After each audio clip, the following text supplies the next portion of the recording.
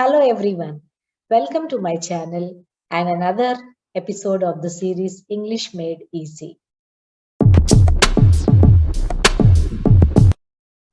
Today we are going to discuss a poem, Life, written by Charlotte Bronte. In this poem, she beautifully describes the ups and downs we are going to face in the life and how to face them. Many a time, we enjoy the happiness in the life, but at the same time, we have grave complaints regarding the sorrows and unhappy events in our life.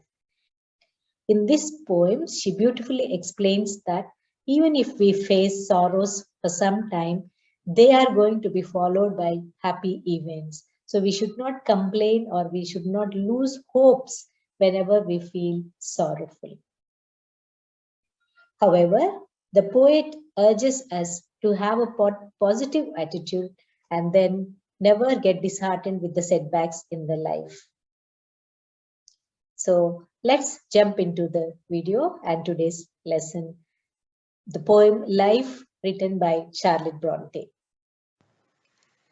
This is CBCS syllabus for BA, BCom and BSc General English for degree second year, prescribed by Usmania University and Palamuru University as well. Now, Unit 1, it contains a poem, Life by Charlotte Bronte, and a prose lesson, A Wrong Man in Workers' Paradise, written by Rabindranath Tagore, and a vocabulary, you have synonyms and antonyms, and in grammar, you have prepositions, including prepositional phrases. Now, let us talk about the poem Life by Charlotte Bronte. About the poet. Charlotte Bronte was born in Taunton, Yorkshire, England in April of 1816. She is one of the three literary sisters, Emily, best known for writing Wuthering Heights, and Annie, best known for The Tenant of Wildfell Hall, and Agnes for writing Grey. The Bronte siblings were raised and educated in a strictly Anglican home. All of the Bronte children were dedicated, well-read students, and Charlotte became a writer at a young age and published her first and best-known novel, Jane Eyre, in 1847 under the male pseudonym of Courier Bell. All three Bronte sisters chose to write with male pseudonyms, hoping to avoid the stigma and the prejudice against female writers. Many of Charlotte's siblings include a brother, Branwell, all passed away in 1848 and 1849. She was married in 1854 but died only 1 year later during her pregnancy in March 1855. About the poem. Now, the poem Life by Charlotte Bronte is a three-stanza poem with an alternating line rhyme scheme. This alternate rhyme scheme holds steady throughout the entirety of the poem, except for the first and third lines in which dream and rain do not rhyme. This poem was published in 1846 under Bronte's pen name Courier Bell. It was under this name that she published along with her two sisters Annie and Emily. Now, let us all listen to the poem. Life by Charlotte Bronte. Life, believe, is not a dream so dark as sages say. Oft a little morning rain foretells a pleasant day. Sometimes there are clouds of gloom, but these are transient all. If the shower will make the roses bloom, oh, why lament its fall? Rapidly, merrily, life's sunny hours flit by. Gratefully, cheerily, enjoy them as they fly. What though death at times steps in and calls our best away? What though sorrow seems to win over hope a heavy sway? Yet hope again elastic springs, unconquered though she fell. Still buoyant are her golden wings. still strong to bear us well, manfully, fearlessly, the day of trial bear, for gloriously, victoriously, can courage quell despair. Hope you have enjoyed listening to the poem. Now let us discuss the summary of the poem. Bronte crafted this poem with a fairly simple message in mind. She is seeking to dispel the myth or any dark thoughts one might believe in that life is necessarily bad, dark, and unpleasant. In the first stanza, she begins by saying that life is not some kind of dark dream. In fact, unpleasant things such as clouds are transient, and rain will make the roses bloom. Why should one be upset over the rain when such loveliness comes after it? So, what she's trying to tell in the first stanza is always good follows the bad. We should never lose hopes because of the dark and unpleasant things which happen in our life.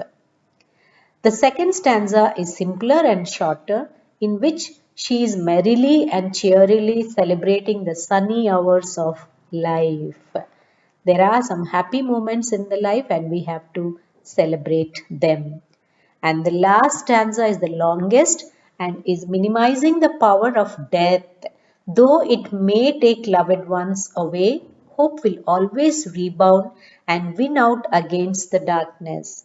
She concludes the poem by stating that there is nothing in life that can quell courage, not even death. That means even death cannot scare us. We should not be afraid of death also because it cannot stop the happy things to happen in our life. Now, let us learn some words under vocabulary. The first one is sage, means a wise a person who knows everything and who can lead the people into knowledge. Second one, oft, is a short form of often or quite frequently.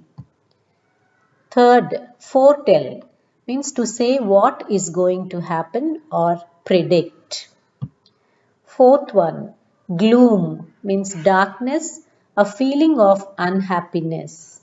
When we don't like something inconvenient happens to us, then we feel very unhappy and we feel gloomy.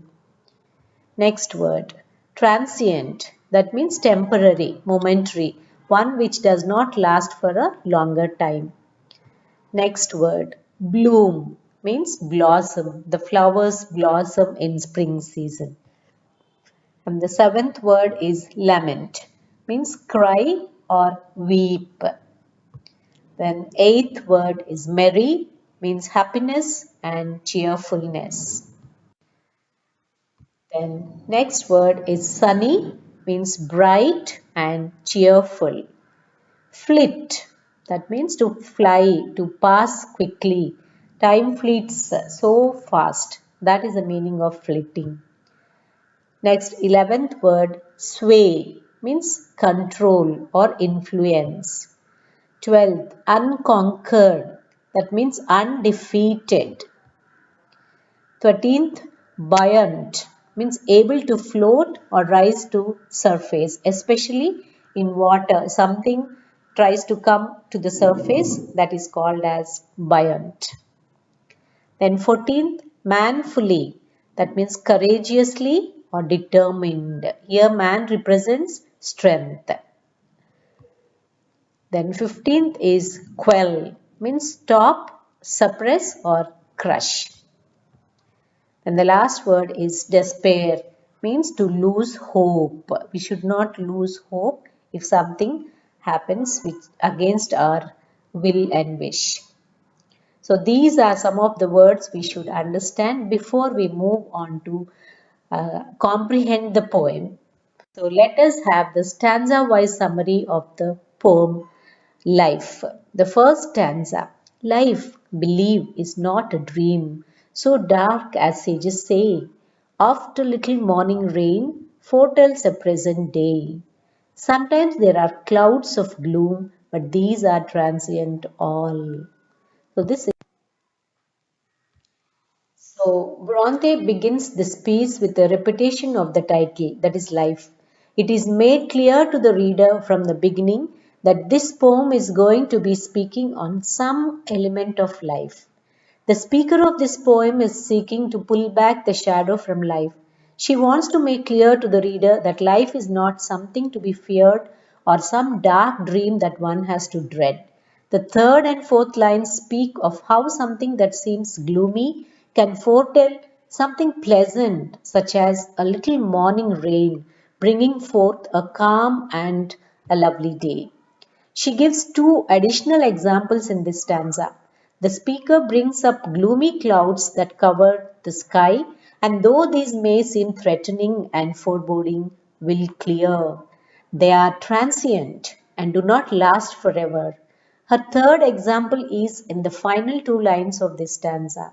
She asks the question, if the rain means that all the roses will bloom, why should one lament its fall? There is no reason to be sad over these elements of life, as they will all pass and bring with them something positive. While the speaker is just discussing simple elements of nature, a deeper meaning can be drawn from their relationship to real life. Clouds, just like bad days of one's life, will clear and eventually end. Even though for a few minutes things may seem wretched, with rain pouring down, the rain will stop and one's outlook will be better. So, this is the meaning of the first stanza. It begins with a hopeful words. So, she tells us not to get scared or be afraid of the bad things which happen, but they are going to bring good things in the life. Second stanza. Rapidly, merrily, life's sunny hours flit by. Gratefully, cheerily, enjoy them as they fly. The second stanza of this piece is written much more lyrically. The words are almost asking to be sung. One can imagine someone dancing, spinning in a circle as they celebrate these phrases. Life, the speaker says, will rapidly and merrily fly by. The hours will pass without notice until suddenly they are gone. The speaker is promoting a way of living in which one appreciates and enjoys each hour that passes. So, this is a very short stanza and it's like a song because it is full of the words which bring life merrily, rapidly, sunny, gratefully, cheerily, enjoy. All these words give a musical effect to the poem. Though this stanza is very short, but it adds lot of meaning, volumes of meaning to the poem. And the third stanza, it's a bit longer. What though death at times steps in and calls our best away? What though sorrow seems to win, or hope a heavy sway? Yet hope again elastic springs, unconquered, though she fell, still buoyant o'er her golden wings, still strong to bear us well. Manfully, fearlessly, the day of trial bear, for gloriously, victoriously, can courage quell despair. So, the final stanza is the longest of this poem and conquers the most daunting part of life, death. The first two complete sentences of this stanza are questions in which the speaker is basically asking, so what? So what if? Death at times steps in, so what if? Sorrow seems to win, these things are temporary. The speaker is acknowledging that these things exist, but she is not allowing them to sway her. The fifth line of this stanza is more hopeful. She describes hope as having elastic springs. Even though she fell in sorrow, she will bounce back up again in hope. Her golden wings are still strong and buoyant and will be able to bear us well. This character in the poem can be representing the poet herself, or perhaps someone she knows quite personally and has depended on for support in the past, a mother or sister figure. The last four lines of the poem speak of strength in which the speaker is promoting living fearlessly and manfully, as a strong man would live. So the last stanza is very, very hopeful, and she's asking us to face the life without any fear, come what may. So, whatever sorrow events are there in our life, we should face it courageously. Even if it is death, also, we should not be scared. If a person is not able to be afraid of death, then nothing can stop that person. So, this last stanza is very, very hopeful and very, very encouraging if you look at this stanza. So that's about the poem Life. Hope all of you have enjoyed it, enjoyed the meaning especially, and got lot of inspiration and courage.